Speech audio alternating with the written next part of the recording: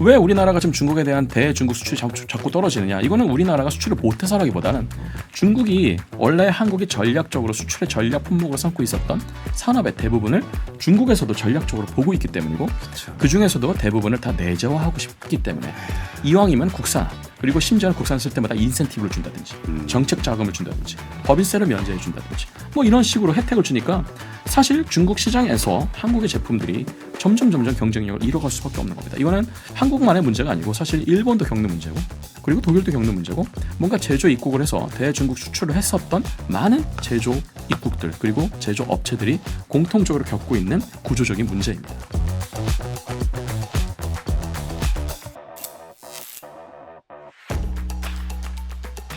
압도적 경제 콘텐츠 3프로TV의 압권. 안녕하세요. 3프로TV의 권순우 취재팀장입니다.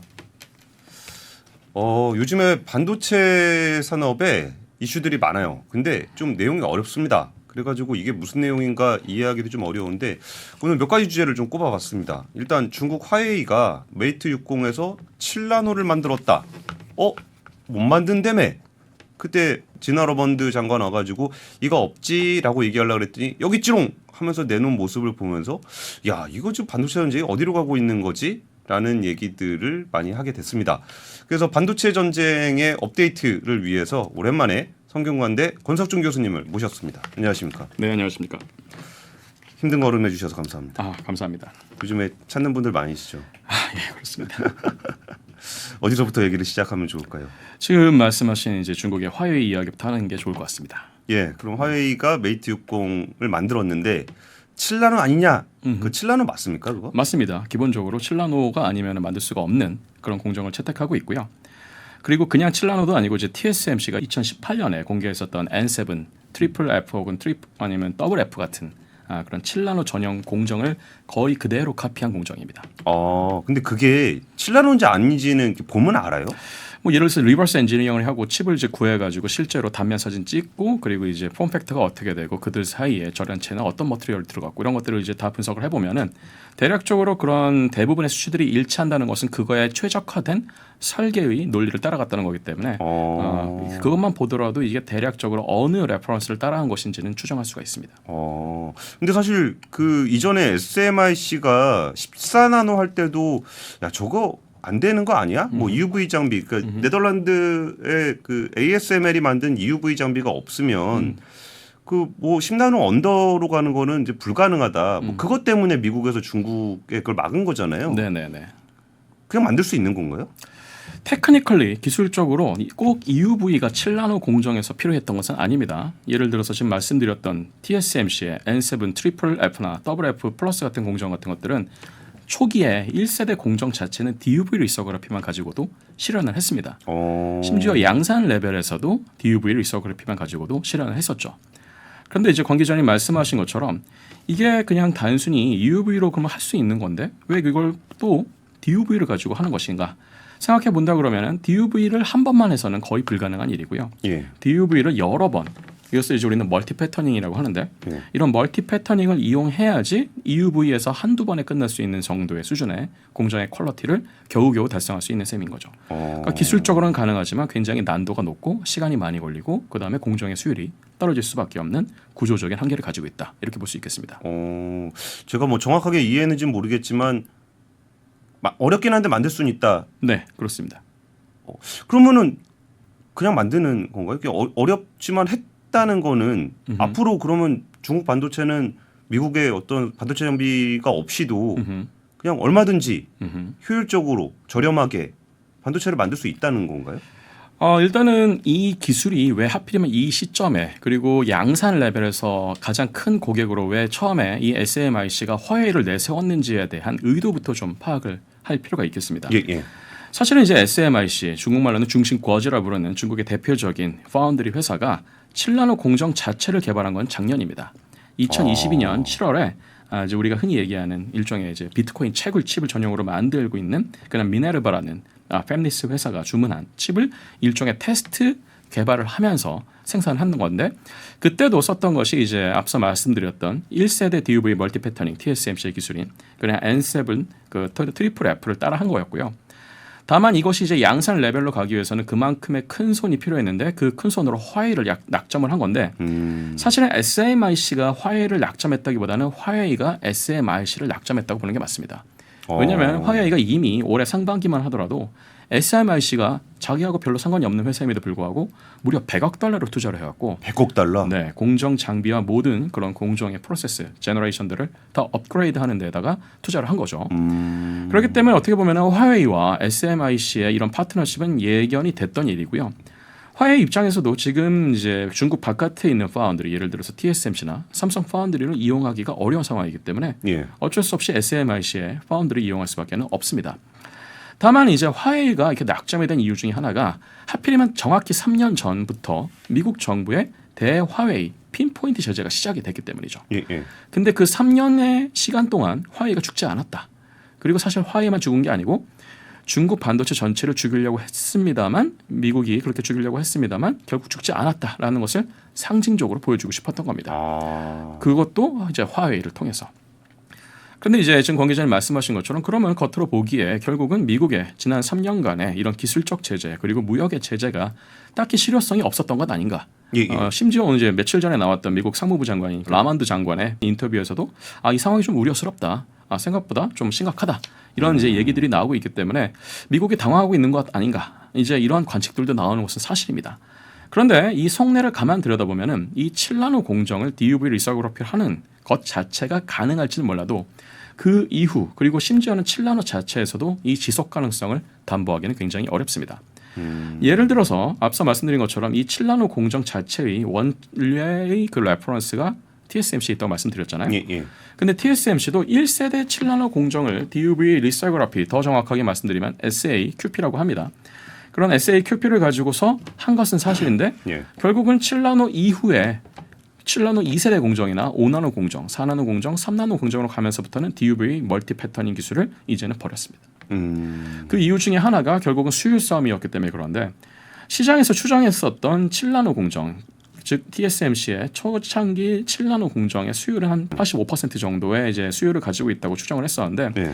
그 추정을 한 것을 다른 방식으로 한다 그러면은 그런 파운드리에 들어가는 단위 공정이라는 게 있습니다. 예를 들어서 리서그래피나 뭐 에칭이나 PR 코팅이나 뭐 그런 클리닝 같은 예, 다양한 그런 단위 공정들이 들어가는데 그걸 멀티 패터닝으로 할 경우 특히 이제 이런 셀프 얼라인드 그걸 줄여서 우리가 아까 말씀드렸던 SAQP에서 나오는 SA가 바로 셀프 얼라인드의 약자입니다만 예. 그런 공정이 대략 한 20개에서 22개 정도 그리고 나머지 리서그래피와 에칭에 해당하는 그런 단위 공정이 또 역시 마찬가지로 한 25개 정도 그래서 도합 한 45개 정도의 단위 공정이 필요한데 예.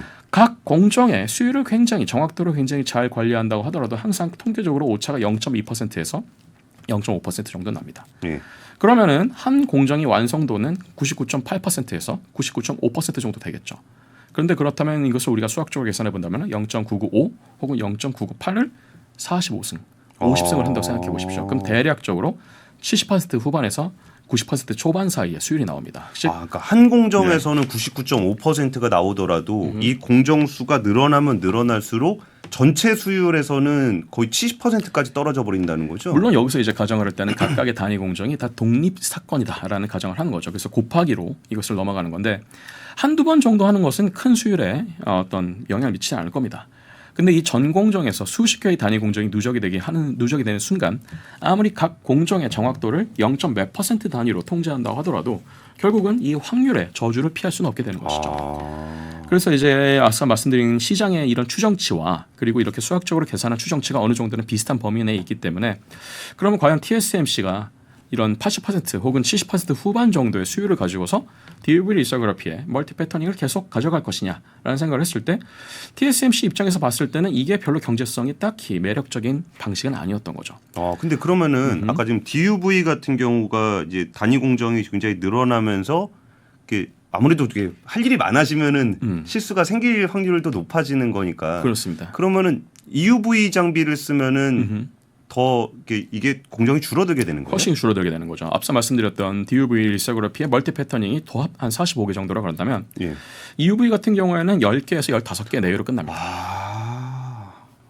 이게 훨씬 적게 네. 되면은 그렇습니다. 확률적으로도 봤을 때 수율이 훨씬 더 높아진다는 거죠. 네. 그런데 이제 TSMC가 이걸 망설였던 이유가 EUV를 그동안에 한 번도 도입을 안 해봤기 때문이었던 거죠. 예, 예. 그래서 이제 과연 7나노부터 원래 자신들이 익숙했었던 비록 단위 개수는 많이 늘어나긴 합니다만 어쨌든 스케일링 다운 기술에 대해서 노하우가 많이 쌓여 있었던 DUV를 그대로 이용하는 게 훨씬 더 사실 안전한 방법입니다. 그리고 해봤던 거고 레퍼런스도 많이 있고 장비도 그대로 쓸 수 있기 때문에. 그런데 EUV로 넘어갈 수밖에 없었던 이유 중에 하나는 7나노에서만 머물 수는 없었기 때문이죠. 그 다음엔 5나노로 가야 되고 그 다음에 4나노 가야 되고 3나노 가야 되는데 공교롭게도 그 7나노가 바로 브레이크 이븐 포인트입니다. 이제 대략적으로 앞서 말씀드린 이 단위 공정의 개수가 늘어난다고 했는데 이 원리적으로는 이 EUV 개수에 EUV에서의 단위 개수가 그만큼 줄어드는 것만큼이나 사실은 그 공정 하나에 들어가는 시간은 또 그만큼 늘어납니다. 그러니까 대략적으로 한 4배 정도의 공정 시간이 늘어나니까 비슷해지죠. 그렇죠. 예, 그래서 시간만 놓고 나면은 DUV에서의 45개 정도의 시간이나 EUV에서의 12개 정도의 시간이나 시간이 비슷해지기 때문에 이것은 다시 말하면 캐파는 비슷해진다는 얘기입니다. 그렇겠네요. 그리고 EUV는 아직은 초창기 안정화되지 않았던 상태이기 때문에 생각보다 수율이 안 나왔어요. 처음에는. 그래서 대략적으로 추정을 해보니까 DUV로 가는 거나 EUV로 가는 거나 7나노 정도에서는 거의 비슷한 거예요. 캐파 면에서나 그다음에 수율 면에서나. 오히려 EUV 같은 경우는 너무 비쌌기 때문에 천하의 TSMC라고 하더라도 EUV를 이렇게 많이 수입을 해서 양산에다가 이렇게 많이 전개를 해서 여기다 올인하는 것이 과연 맞느냐에 대해서 굉장히 경영진들이 많이 망설였었습니다. 2018년, 이제 2019년으로 넘어갈 때. 그렇지만 계산을 해보니까 답은 뻔했죠. 5나노로 넘어가면 이제 이 수율의 격차가 2배로 벌어집니다. 4나노로 넘어가면 6배에서 8배로. 3나노 넘어가면 10배가 넘어가고요. 심지어는 2나노 때가 되면 48배가 됩니다. 수율의 격차가. 그럼 과연 이 수율 격차를 캐파로도 메울 수 있을 것이냐? 아닙니다. 더 늘어나면 늘어날수록 캐파에서도 점점 밀리게 돼서 2나노나 3나노 정도가 되면 캐파에서도 대략적으로 한 2.5배에서 3배 정도의 차이가 납니다. 즉 EUV로 가지고서 예를 들어서 월 한 3만 정 정도를 만든다고 했을 때 DUV 멀티 패터닝으로 2나노나 3나노급에서 만들려고 그러면 월 10,000장, 12,000장 정도밖에 못 만드는 셈이죠. 그래서 이제는 캐파에서도 밀리고 수율에서도 밀리고 원가 경쟁에서도 밀리니까 장기적으로는 EUV로 전환을 안 할 수가 없는 그런 상황이 된 거고, 그래서 7나노에서 이제 브레이크 이븐을 확인했습니다만 결국은 EUV로 가기로 결정을 했고, 그래서 5나노부터는 본격적으로 EUV가 투입이 된 거죠. 중국의 한계가 바로 거기 있는 거죠. 중국은 7나노까지는 브레이크 이븐을 그대로 TSMC가 했던 만큼을 따라왔을 수는 있습니다만 5나노로 가기 위해서 그러면 이제 수율의 이런 하락 50% 밑으로 가게 될 수율의 하락을 충분히 감내할 수 있을 것인가, 굉장히 불안정하고요. 그리고 캐파에 줄어드는 것도 감내할 수 있을 것인가, 그것도 역시 불리한 부분이고요. 5나노 밑에 4나노, 3나노 가면 갈수록 점점 이제는 출혈 경쟁이 되기 시작하겠죠. 원가는 그만큼 치솟을 것이고, 그리고 그만큼의 캐파를 원이 못 만들기 때문에 세계 시장에서의 경쟁력은 당연히 줄어들 수밖에 없는데, 여기서 또 우리가 한 가지 생각해 봐야 될 것은 중국은 딱히 지금은 글로벌 시장에서의 경쟁을 생각하고 있지 않습니다. 그렇죠. 예. 지금 중국에게 있어서 가장 발등에 불은 자국산 반도체로 자국의 반도체 시장을 내재화하는 겁니다. 예, 예.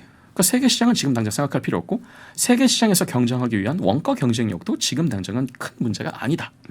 오히려 이 중국의 반도체 기술이 지금 글로벌 수준에 비해서 더 격차가 벌어지지 않게 만드는 게 더 중요하고, 지금보다 더 벌어지면 이제는 앞으로는 더 따라잡기 어렵다라고 판단을 하는 거죠. 그래서 어떻게 보면 그만큼의 출혈 경쟁을 감내하고, 그리고 앞으로도 이런 경쟁이 더 지속이 된다면 절대 이 경쟁에, 기술 경쟁에 세계에서는 물러날 생각이 없다라는 의지를 이번에 화웨이의 이런 이 메이트 60S 프로를 가지고서 어떻게 보면 보여준 겁니다. 시위를 한 셈인 거죠. 근데 교수님 말씀 들어보니까 중국은 진짜 난 괜찮아, 난 많이 벌어지지 않았어라고 시위를 한 것 같은데, 교수님 말씀은 딱 거기까지라는 거잖아요. 이거 딱 시위에 불과한 거고, 그 네. 멀티 패터닝이라는 게 뭐길래 DUV하고 EUV에서 이게 차이가 나는 건지, 네. 예, 그거 좀 설명을 해주시면 좋을 것 같아요. 아주 간단한 이제 비유를 해보자면 이런 겁니다. 가로 세로가 1mm 정도 되는 모기장이 있다고 한번 생각해 봅시다. 가로 세로가 1mm 정도. 1mm 정도. 예, 네. 예. 그러면 이제 1mm보다 큰 모기는 다 막을 수 있을 겁니다. 예, 예. 근데 모기가 진화를 했어요. 그래서 이제는 500마이크로짜리의 모기가 생겼습니다. 0.5mm 정도 되는. 예, 예, 예. 그럼 그 모기는 그 모눈을 통과할 겁니다. 그렇죠. 그럼 우리는 또 모기에 뜯기게 되겠죠. 예, 예. 그럼 그 모기에게 뜯기지 않기 위해서는 어떻게 해야 되겠습니까? 모기장을 좀 더 촘촘하게 만들어야 그렇습니다. 되겠죠. 그런데 지금 그 모기장을 만드는 공장에서 예. 우리 기술로는 지금 1mm짜리밖에 못 만듭니다. 더 촘촘하게 못 만듭니다. 예. 그러면은 기자님은 어떤 방식을 쓸 것 같습니까? 이렇게 모기장을 음. 이렇게 있으면은 음흠. 겹치면 그렇죠. 맞아요? 겹치면 되겠죠. 네, 네. 그러면은 1mm짜리를 가지고 있는 모기장을 두 장을 잘 겹쳐서 십자가 모양이 되게끔 정확하게 중간중간에다가 딱 배치를 시키면 모눈이 마치 반으로 줄어든 효과가 나오겠죠. 네.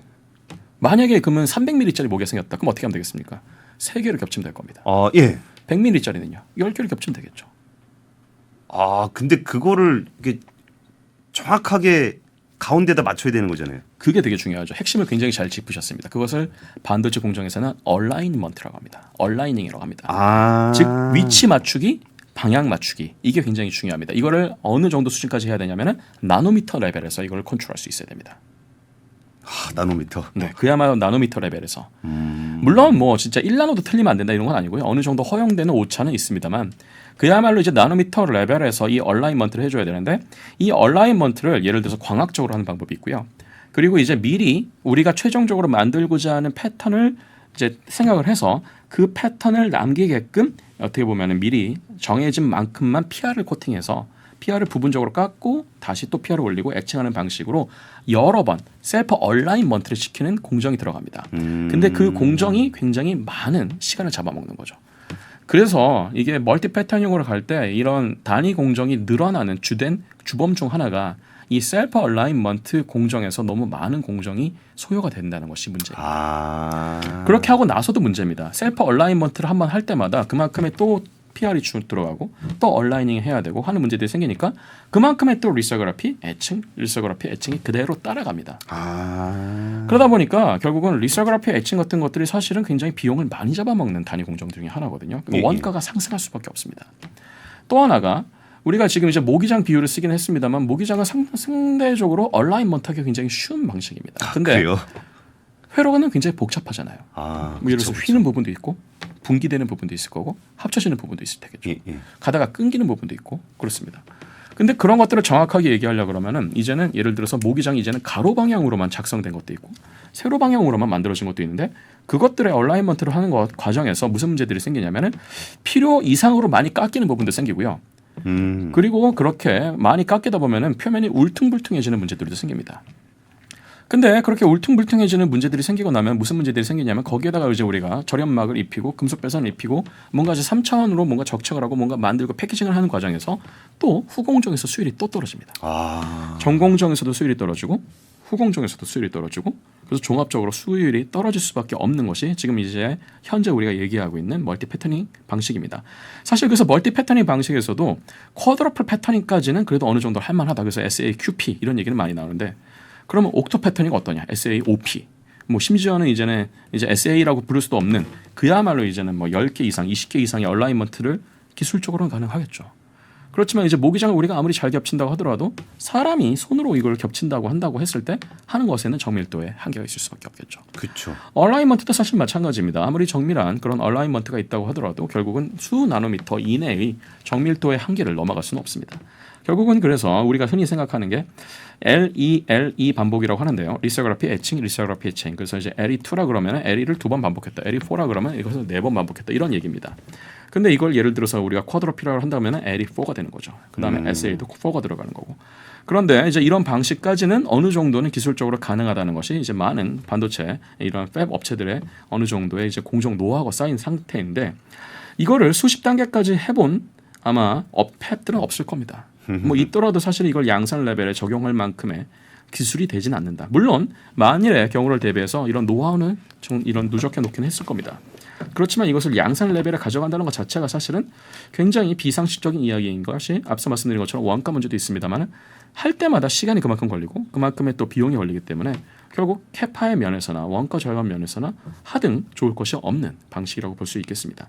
그럼 이거는 사실 이렇게 어렵긴 하지만 가능하다라고 했을 때 굳이 그걸 할 필요가 없었던 거잖아요. 그 다음 세대 공정의 장비를 쓸 수 있으면은 굳이 그거를 뭐 애칭하고 시각하고 뭐 리소그래피하고 그러니까 뭐 포토 바르고 네네. 자르고 뭐 그걸 계속 할 필요 없이 한 방에 할 수 있었던 거잖아요. EUV가 그걸 해줄 수 있다고 이제 ASML은 선전을 했던 건데 사실은 초창기에는 EUV 1세대 장비가 EUV 스캐너 1세대가 들어왔을 때는 초창기에는 삼성이나 TSMC는 실제로 EUV가 양산 레벨에서 그렇게 안정적으로 작동할 거라고 생각하지는 않았어요. 아, 처음 쓰니까. 네, 그것도 예. 그렇고 이제 워낙에 이게 민감하거든요. 광원 장치도 그렇고 정밀도에서도 그렇고 스테이지에서도 그렇고 굉장히 민감하고 그래서 설치를 하는 것도 굉장히 오랜 시간이 걸립니다. 몇 개월씩 걸립니다. 그리고 사실 굉장히 고장도 잘 나고요.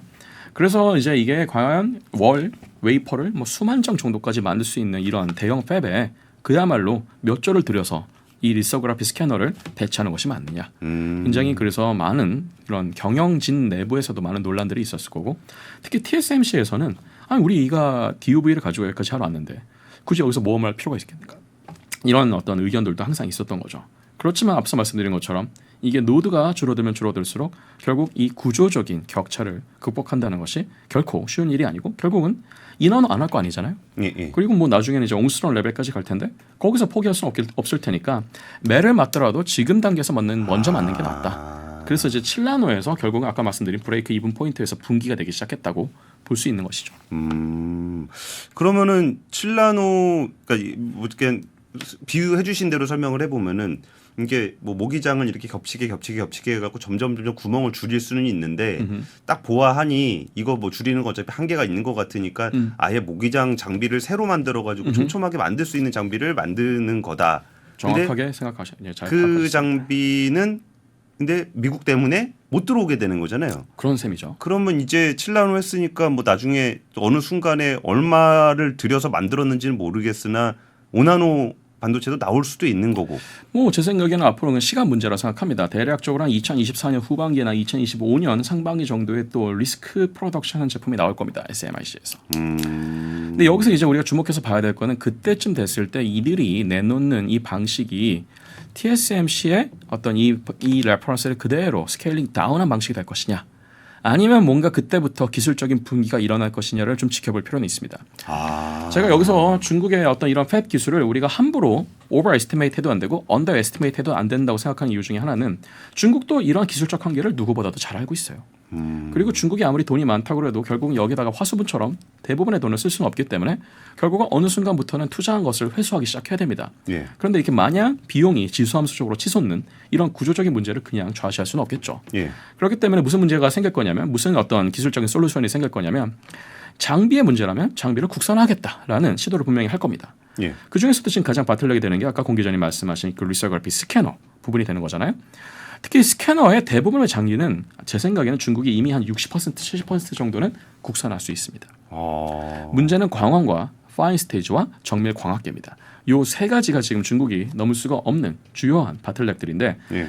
중국에 이제 몇몇 아주 유명한 반도체 장비 회사가 있습니다. 예를 들어서 뭐 AMEC이나 아니면 이제 SME 같은 그런 반도체 장비 회사들이 있는데 이들이 처음에 장비를 만들 때는 어떤 작업부터 시작했냐면 기존에 들어가 있었던 그런 어플라이드 머티리얼스사의 뭐 에칭 장비나 아니면 ASML의 그런 리서그래피 스캐너 같은 것들을 다 분해합니다.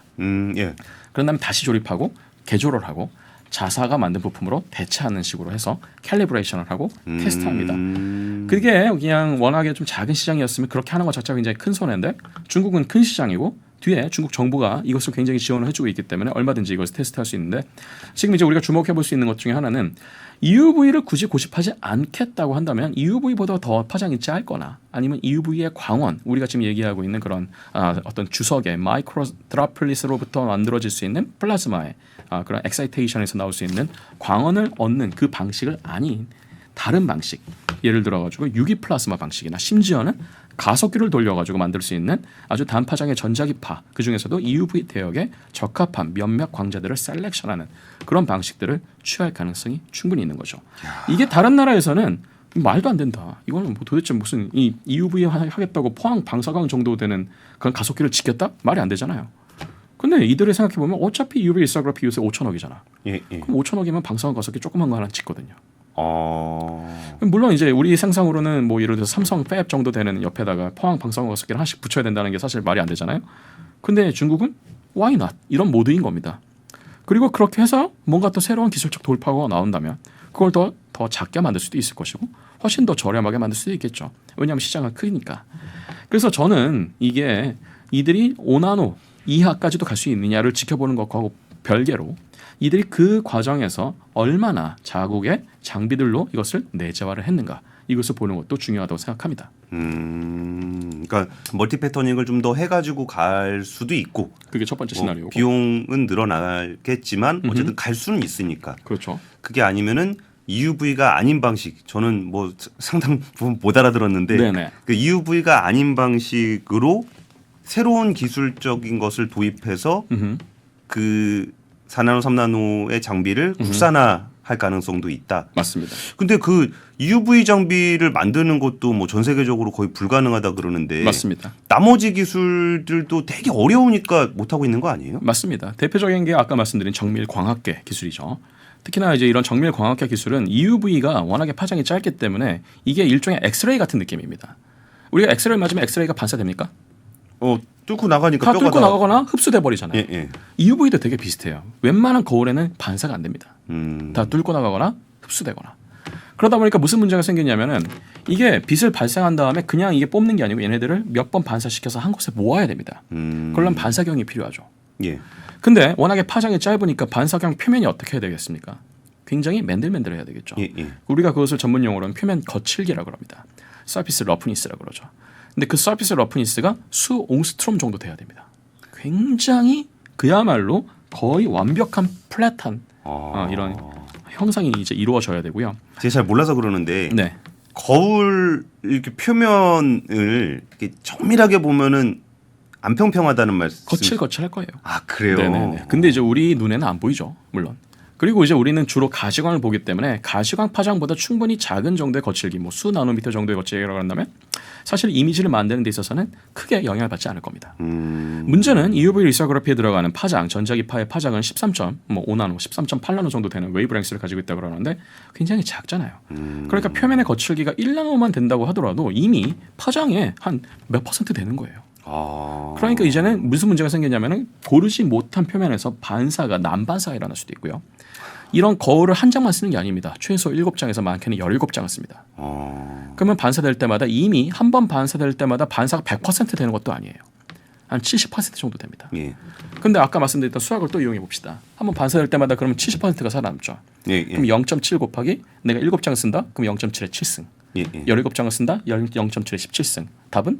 네. 거의 남는 게 없을 것 거의 같은데요. 남는 게 없어요. 예. 그러니까 애초에 내가 이 광자를 1000개를 써서 한 500개를 얻으려고 봤는데 500개를 얻으려고 보니까 광자를 1000개가 아니고 100만 개를 써야 되는 거예요. 이제. 그럼 그만큼 뭘 잡아먹겠습니까? 전력을 잡아먹죠. 그렇죠. 예. 그래서 우리가 DUV 리서그래피보다 최소 한 20배 정도의 전력을 더 잡아먹습니다. EUV 장비가. 네네. 그만큼의 많은 전력을 동원해야 되기 때문에 전력을 동원할 수 있다 손 치더라도 그 정도의 70%의 그런 반사경을 만들 수 있는 재료를 얼마나 잘 만드는지는 또 별개의 문제입니다. 예를 들어서 이제 우리가 몰리 실리콘, 뭐 몰리 셀레나이드 같은 것들을 가지고서 마치 라자냐 만든 것처럼 이렇게 우리가 번갈아 가면서 쌓아서 만듭니다. 수십 나노에서 수 나노미터 정도의 두께를 가지고서 굉장히 정밀하게 이것을 쌓아 올립니다. 얼마나 정밀하게 만들어야 되냐면 우리가 지금 가지고 있는 인류가 가지고 있는 가장 강력한 천체만원경인 제임스 웹 스페이스 텔레스콥에 들어가는 주 반사경에서 가지고 있는 표면의 거칠기보다 더 거칠기가 낮아야 됩니다.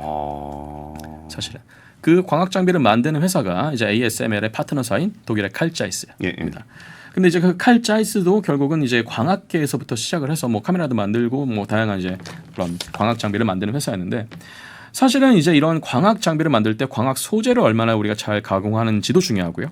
그다음에 이런 광학 소재 자체의 뭐 예를 들어서 유전율이라고 부르는 것들을 우리가 얼마나 잘 계산하고 그것을 얼마나 우리가 시뮬레이션 한 것만큼 구현을 하는지가 굉장히 중요한데 거기서부터는 이론의 영역이라기보다는 노하우의 영역으로 들어갑니다. 또 네. 이게 실제로 머릿속으로는 이게 돼야 된다는 거 다 알고 있어요. 근데 막상 만들어 보면 뭐 반사도가 70%가 안 나옵니다. 예를 들어서 뭐 60%밖에 안 나온다든지 10% 차이면 엄청나게 큰 거거든요, 사실. 예. 근데 이제 이런 것들이 과연 중국이 충분히 따라잡을 수 있는 기술인지에 대해서 우리가 좀 두고 봐야 되는데 생각보다 중국은 이 광학 기술에 대해서도 굉장히 많은 투자를 하고 있고요. 광학 기술, 광원 기술, 그다음에 스테이지 기술 같은 것들은 이 광 경로를 굉장히 미세하게 조정하고 레벨링을 하고 정확하게 웨이퍼 표면에 더 정확하게는 마스크 표면에 뚫고 들어갈 수 있게끔 배치하는 기술인데 이런 것 역시 초정밀 기계공학 기술이 없으면 만들기가 어렵습니다. 근데 이제 대부분의 지금 말씀드린 이런 세 가지 병목에 해당하는 원천 기술들의 많은 IP들이 미국에 있습니다. 사실 ASML이. 그래서 이런 것들 때문에 미국이 어떻게 보면 이제 통제를 할 수 있는 선수권, 레버리지를 주고 있다 이렇게 생각할 수 있는데 중국은 결국 이것을 우회하기 위해서라도 이 병목이 되고 있는 주요 요소 기술들을 내재화할 수밖에 없겠죠. 근데 아까 말씀드렸던 이런 AMEC이나 아니면 이런 SME 같은 대표적인 중국의 장비 업체들이 이제 이러한 장비들 그다음에 이 원천 기술들을 확보하기 위해서 굉장히 많은 투자를 하고 있는 것으로 알고 있고요.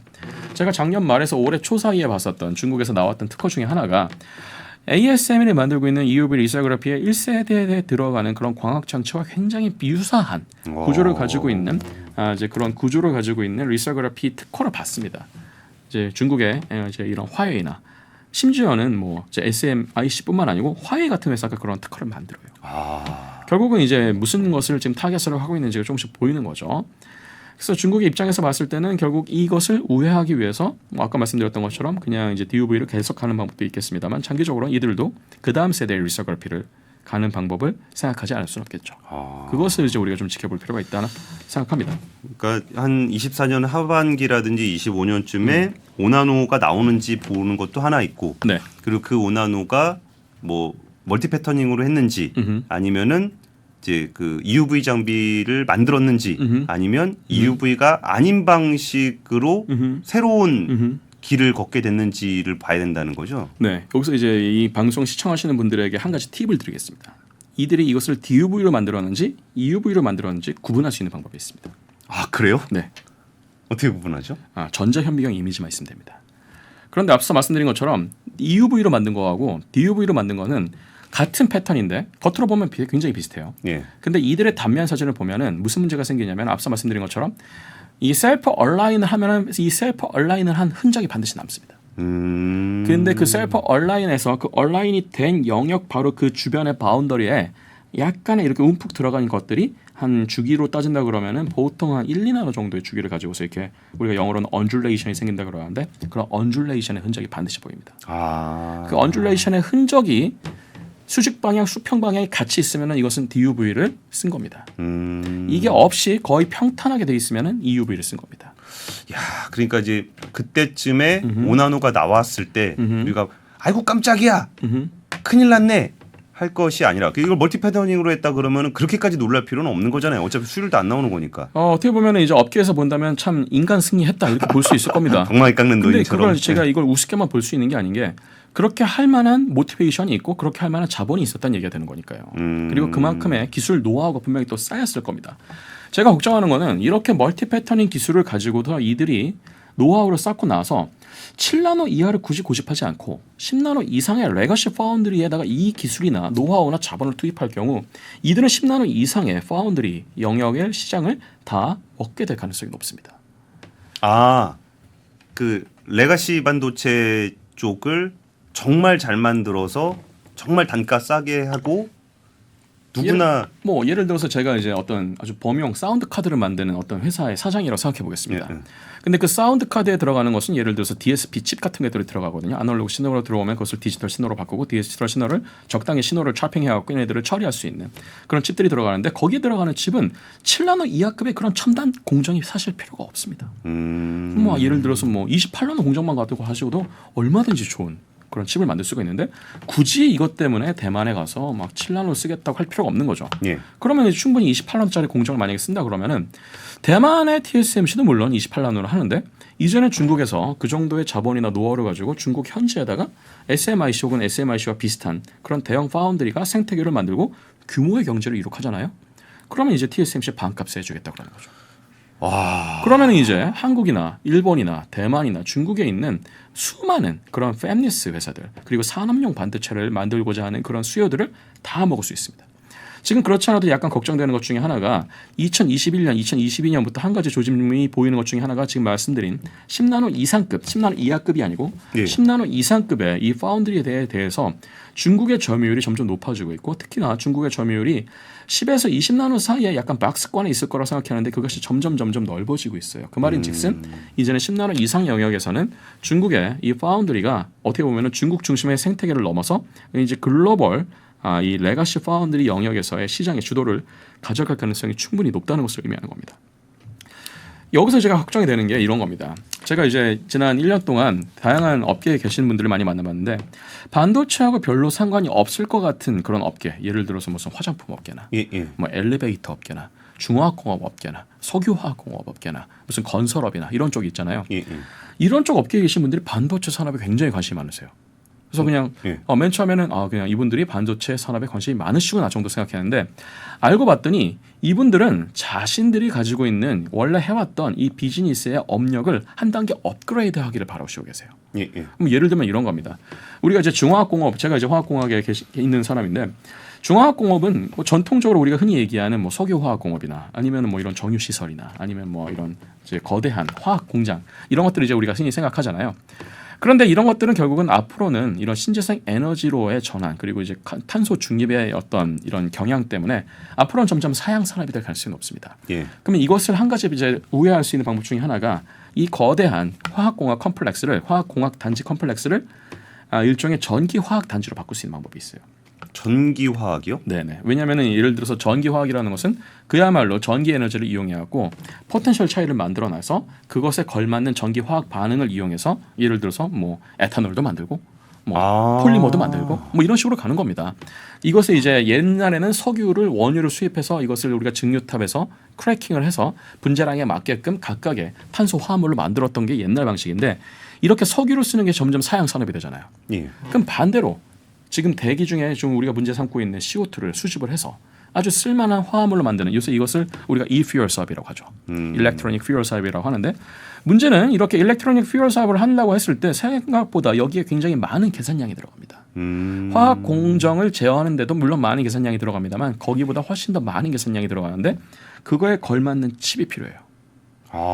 근데 그 칩은 우리가 아까 AI 얘기하면서 이제 AI에 걸맞는 칩이 나중에 이제 뭐 그 얘기 나오겠습니다만 AI에 걸맞는 칩에 대한 수요가 높아지는 것만큼이나 이런 우리가 흔히 얘기하는 2차 산업에 있는 이런 제조업 분야나 중화학공업 분야에서 있는 이쪽에서 오히려 이쪽 업력에서 쌓여 있었던 수많은 데이터들에 대해서 맞춤형으로 이런 데이터들을 잘 처리해서 성능을 더 한 단계 높여주거나 아니면 새로운 기술을 만들어낼 수 있는 정보 처리를 할 수 있는 전용 맞춤형 칩이 필요합니다. 근데 이런 업계에 계신 분들이 이런 칩에 대한 수요가 점점 높아지고 있어요.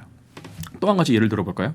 지금 이런 반도체가 점점 이제 영향을 줄 수밖에 없는 영역 중에 하나가 바로 바이오 분야입니다. 바이오 분야는 좁게 얘기하면은 뭐 우리가 흔히 얘기하는 어떤 신약이나 아니면 뭐 치료제나 뭐 백신 같은 이런 물질을 설계하는데 이런 칩이 들어갑니다. 근데 조금 더 범용적으로 얘기한다 그러면 우리가 바이오 인포메틱스 얘기를 해야 됩니다. 생명정보학 얘기를 합니다. 제가 바이오 인포메틱스 전문가는 아니기 때문에 제가 지금부터 드리는 말씀은 약간의 이제 필터링을 거쳐서 들으셔야 됩니다만 바이오 인포메틱스는 바이오의 방점이 찍힌 것일 수도 있습니다만 제 생각에는 인포메틱스에 오히려 방점이 찍혀 있다고 생각합니다. 근데 인간의 지능 같은 경우는 수 기가바이트가 넘는 정도의 정보량을 가지고 있는데 그런 것들을 우리가 보통 시퀀싱을 한다고 합니다. 시퀀싱을 하고 나서 우리가 무슨 얘기를 하느냐. 예를 들어서 우리가 유전적으로 만약에 이것을 크리스퍼를 가지고 어디를 고치고 싶다. 예. 아니면 특정한 유전자를 교정해갖고 뭐 특정한 단백질을 만들고 싶다. 아니면 특정한 어떤 환경 요인에 따라서 이것에 반응할 수 있는 뭐 뮤테이션율을 줄이고 싶다. 뭐 다양한 이런 어떻게 보면 바이오 엔지니어링 할 수 있는데 이게 생각보다 바이오 영역이 아니고 컴퓨터 영역입니다. 계산의 영역입니다. 근데 이거에 걸맞는 그리고 예를 들어서 바이오 뱅크들이 가지고 있는 그런 유전 정보들을 순식간에 읽고 처리할 수 있는 그 알고리즘에 특화된 칩에 대한 수요가 점점 높아지고 있습니다. 이것 역시 지금 얘기하는 7나노 이하급의 칩도 필요하겠습니다만 오히려 레가시에서 이것을 얼마나 잘 만드는지도 되게 중요합니다. 뭐 엘리베이터도 얘기해 볼까요? 엘리베이터는 수직 엘리베이터 왔다 갔다 하는데 뭐 그렇게 많은 반도체 칩이 필요하냐 이렇게 생각할 수 있는데 저한테 이제 컨택을 했던 분들 중에 하나가 사우디의 엔모시티에서 컨택하신 분도 있습니다. 근데 거기서 왜 엘리베이터에 관심이 있냐 했더니 거기서 네옴. 네. 수직 엘리베이터도 필요한데요. 예. 수평 엘리베이터도 필요합니다. 왜냐하면 네옴시티의 그 대략적인 구상도를 보신 적 있습니까? 예, 그 지하에 고속철도 지나가고 뭐 높이가 그런, 예. 롯데월드 타워에 준하는 그런 큰 빌딩이 예. 길이 170km를 가지고 지어져야 됩니다. 예, 예. 물론 이게 일자형으로 지어지진 않겠죠. 중간 중간에 이렇게 어떻게 보면은 이제 틈을 만들면서 하겠는데 워낙에 큰 빌딩이다 보니까 수직으로 오르내리는 것만큼이나 수평으로 왔다 갔다 하는 것도 되게 중요하더라고요. 옆집 가는데 1층 내려와서 다시 올라가는 것보다 옆으로 뿅 갈 수 네. 있게끔. 그런데 수직길이 있을 때나 수평길이 있을 때는 문제가 안 됩니다. 수직하고 수평이 이제는 교차하기 시작하죠. 그럼 굉장히 정밀한 엘리베이터 컨트롤 알고리즘이 필요합니다. 근데 엘리베이터 컨트롤 알고리즘은 우리가 상상하는 것보다 훨씬 더 복잡합니다. 수학적으로는 최적 운송 이론이라는 그런 최적화 기법이 굉장히 중요하고요. 이게 알고리즘을 잘못 짜면 운송 효율에만 이것을 맞추다 보면 안전사고가 반드시 생깁니다. 근데 이제 이런 것들에 대해서 이제 엘리베이터를 만드는 회사들, 뭐 예를 들어서 우리한테 잘 알려져 있는 뭐 H모 회사나 아니면은 이제 외국에서 잘 알려져 있는 뭐 이런 O모 회사나 뭐 T모 회사 같은 회사들이 결국 이런 알고리즘에 특화된 자사만의 컨트롤 칩을 만들고 싶어합니다. 이런 게 지금 한도 끝도 없어요. 근데 이런 제조업을 생각해 보면 우리나라가 원래 잘했던 부분입니다. 그렇죠. 조선, 예. 화장품, 뭐 기계. 이런 엘리베이터, 기계류, 중화학공업, 석유화학 다 우리가 생각할 수 있는 것들인데 이 데이터들을 가지고서 맞춤형으로 반도체 칩을 만들어야 되는데 이 반도체 칩의 물론 일부는 7나노 이하의 그런 첨단 파운드리 공정이 필요하겠습니다만 사실은 대부분의 이런 칩의 파운드리는 다 10나노 이상에서 이루어진다고 했을 때 한국의 문제는 이것을 한국에서 만들 수 있는 정도의 파운드리가 거의 없어요. 삼성전자. 삼성전자는 대부분 삼성의 물량이거나 삼성하고 지금 삼성의 파운드리를 이용하려고 하고 있는 몇몇 모바일 AP 칩 혹은 HPC를 만드는 칩의 팹리스들이 주 고객입니다. 그런 레가시는 삼성하고 컨택이 거의 될 수가 없습니다.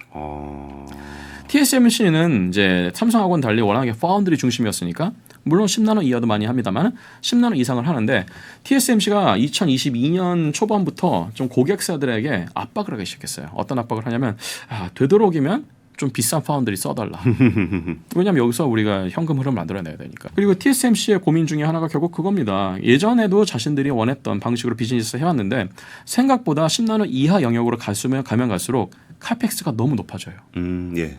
그래서 너무 감가상각률이 너무 높아지고 카펙스는 그만큼 또 높아지니까 현금 회전율이 자기네들이 생각했던 것보다 훨씬 더 빨라져야 됩니다. 대량의 현금이 들어와야 되는데 근데 좀 약간 속된 말로 하면 잔챙이 고객들이 가져오는 그 물량만 가지고서는 이게 안 되니까 애플 같은 큰 손이 필요한 거죠. 예. 예.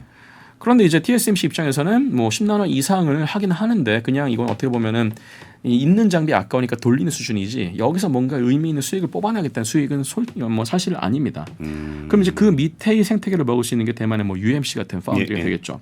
근데 UMC 같은 경우도 사실은 TSMC의 매출의 10분의 1 정도밖에 안 됩니다. 그러니까 UMC도 TSMC가 안 하는 영역의 틈새 시장을 노리면서 할 수는 있습니다만은 규모의 경제를 이루면서 그 시장 전체를 이끌고 갈 수 있는 모멘텀은 안 생기는 거죠. 그 빈틈을 중국의 파운드리들이 먹을 가능성이 있다고 저는 지금 생각하고 있고 이게 오히려 우리 입장에서 봤을 때는 중장기적으로 봤을 때 하나의 위험 요인이 될 수 있는 가능성이 있다고 저는 생각합니다.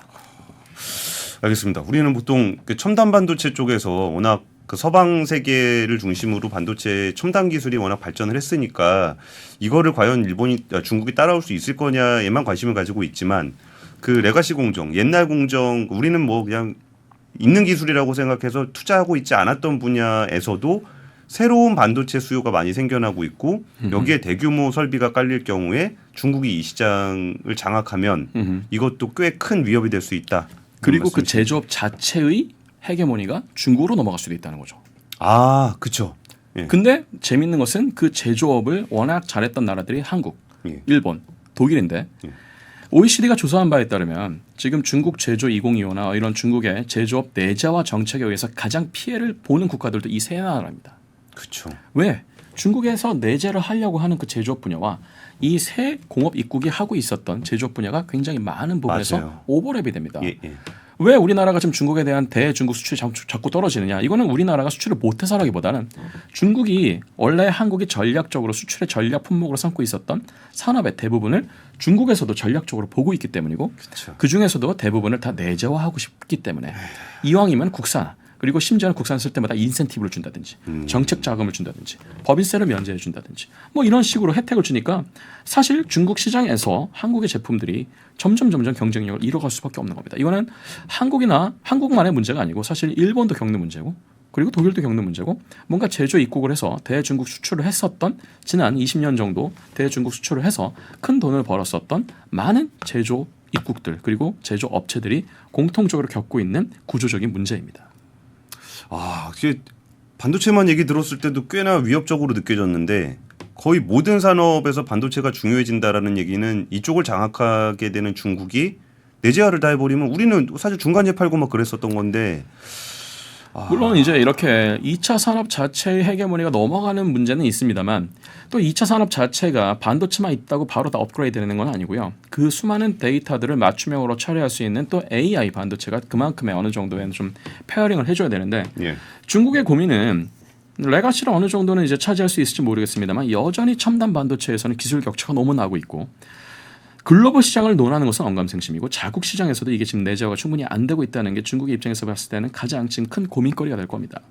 그래서 중국도 AI가 중요하고 그리고 AI를 이용해서 대부분의 산업들을 한 단계 더 한 페이지 다음으로 업그레이드하는 게 중요하다는 걸 다 알고 있는데 이게 내재화도 안 되고 완제품 수입도 안 되고 당분간 이 제재가 풀릴 기미는 안 보이고 하고 있기 때문에 중국도 지금 하나의 축은 어느 정도의 강점을 가지고 있다고 우리가 볼 수 있지만 지금 또 하나의 축은 계속 약해지고 있는 이런 상황이어서 밸런스를 유지하기가 굉장히 어려운 상황입니다. 사실. 근데 지금 인공지능 말씀을 주셨으니까 하는 얘기인데 네. 지금 전 세계 인공지능을 돌리는 GPU는 거의 90% 이상 엔비디아 거 쓰잖아요. 네네네. 근데 최근에 그 미국에 제재하는 거 보면은 뭐 A100 못 쓰게 하니까 그보다 조금 성능 떨어지는 A800 만들어서 좀 팔고는 있는데 그것도 못 쓰게 하려고 그러고 있잖아요. 네네네.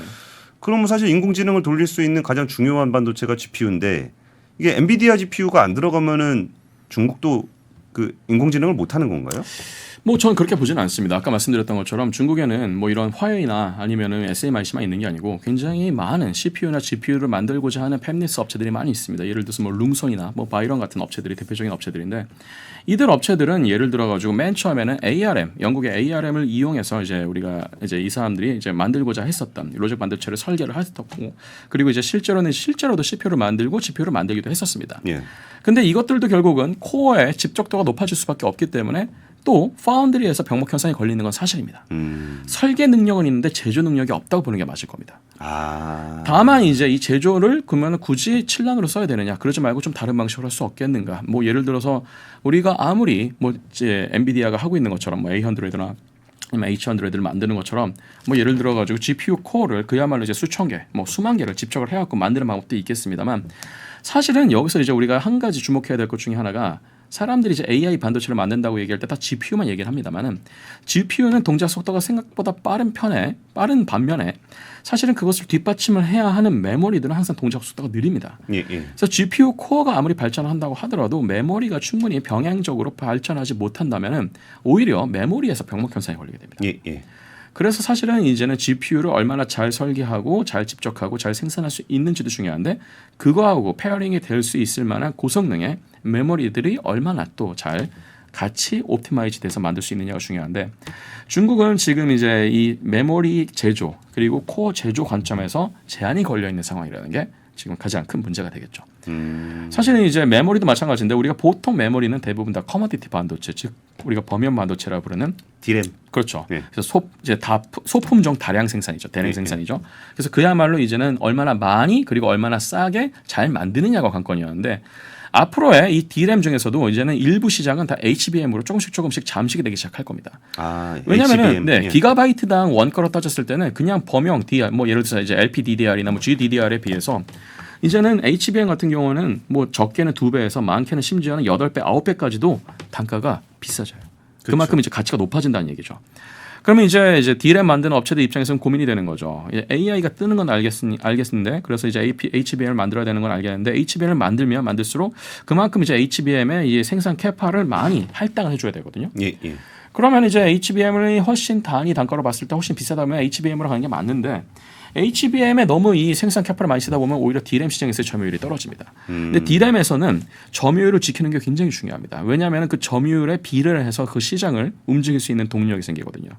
근데 예를 들어서 삼성이나 SK 하이닉스가 지금 점유율이 뭐 각각 뭐 40에서 뭐 25% 정도 되는데 그 점유율을 예를 들어서 이제 반토막씩 낸다 칩시다. 그러면 이들이 원래 합쳐서 75%를 먹고 있다가 합쳐서 한 40% 정도 줄어든다 그러면 오히려 HBM을 굳이 안 만들어도 되는 다른 반도체 예. 업체들, 예를 들어서 마이크론 같은 업체들이나 심지어는 뭐 나냐나 YMTC나 뭐 CXMT 같은 후발주자들이 그 시장에 들어올 수도 있는 것이죠. 사실은 이것도 굉장히 밸런스 게임입니다. 이 밸런스 게임을 깰 수 있는 방법은 하나밖에 없습니다. 더 많은 돈, 더 많은 팹. 둘 다 만드는 거. 그렇죠. 예. 둘 다 만드는 거죠. 원래 뭐 이제 HBM 전용으로 팹을 따로 만들든지 아니면 가지고 있었던 팹을 업그레이드하면서 그걸 HBM으로 바꾸고 새로 DRAM 팹을 만들든지. 그런데 이게 미중 간의 갈등이 없었으면 하이닉스 같은 경우에는 뭐 예를 들어서 이제 제가 이 회사 이름을 언급해서 죄송합니다만은 중국에 더 투자를 많이 했을 거예요. 왜냐하면 중국이 더 싸니까. 뭐 삼성은 근데 약간 보수적으로 투자했기 때문에 아마 그렇게 많이 투자를 하지 않았을 거고 DRAM을 만들려고 하지는 않았을 겁니다. 근데 이제 이 불확실성이 지금 하나 카드가 공개가 된 거잖아요. 그렇기 때문에 이제 이 팹을 뭐 미국 반도체법의 지원을 노리고서 미국에 만들 수도 있을 것이고 아니면 결국은 다시 한국으로 리쇼어링 할 수도 있겠죠. 그러면 이제 한국에서 리쇼어링 할 정도가 될 만한 그런 어떤 기반 시설이 있느냐?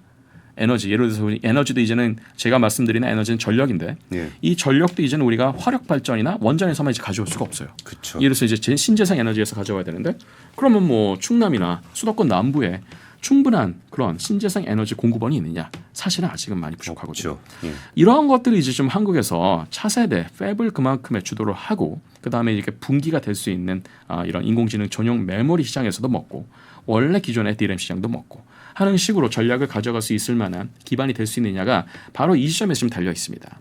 우리가 지금 땅만 있다고 해결되는 문제도 아니고 물만 있다고 해결되는 문제가 아니고 이 전력 공급 굉장히 중요한 문제 중에 하나고 그다음에 이게 팹을 메가 팹을 만든다고 하더라도 메가 팹에서 일할 만한 전문 인력이 충분히 배출될 것이냐 여기도 지금 한국의 입장에서 봤을 때는 굉장히 불확실한 영역 중에 하나. 압도적 경제 콘텐츠 압권 2부로 이어집니다. 복잡하고 어렵게 느껴지는 재무제표와 용어들 친절한 투자 멘토 사경인 마스터가 매주 새로운 콘텐츠로 알기 쉽게 설명해드립니다. 재무제표 분석과 포트폴리오 구성, 뭐 양대 재무제표라고 그러면 대차대조표랑 손익계산서가 있거든요. 매수 매도 방법, 이때 사는 게 좋겠네. 이렇게 사면 좋겠다. 근데 이렇게 살려면 뭘 해야 되냐면요. 나머지 3분의 1은 놔둬봅니다. 어디까지 가는지. 실전 투자 팁까지 알려드립니다. 오직 3프로 멤버십에서만 만나실 수 있습니다.